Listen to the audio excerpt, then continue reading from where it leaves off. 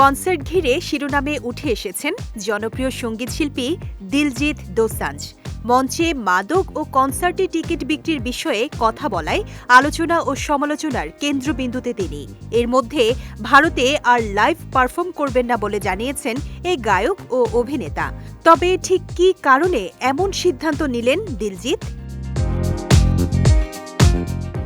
প্রথমবার দিলজিৎ তার দিল লুমিনাটি ইন্ডিয়া ট্যুরে ভারত জুড়ে লাইভ পারফরমেন্স করেছেন। তবে কনসার্টগুলোর অবকাঠামো নিয়ে তিনি খুশি নন।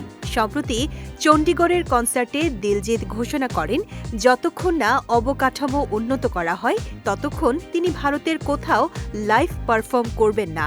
এই ঘোষণার একটি ভিডিও এরই মধ্যে সোশ্যাল হ্যান্ডেলে ভাইরাল হয়েছে।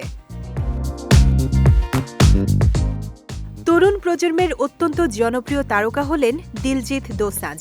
দেশ হোক কিংবা বিদেশ, তিনি যেখানে কনসার্ট করুক না কেন উপচে পড়ে ভিড়। কয়েকদিন আগে দিল্লির জওহরলাল নেহেরু স্টেডিয়ামেও সেই একই দৃশ্য ধরা পড়েছিল। কনসার্ট শেষের পর মাঠ জুড়ে দেখা যায় শুধুই ছড়িয়ে রয়েছে মাংসের হাড়, মদের বোতল। তা নিয়েও রীতিমতো সমালোচনা হয়।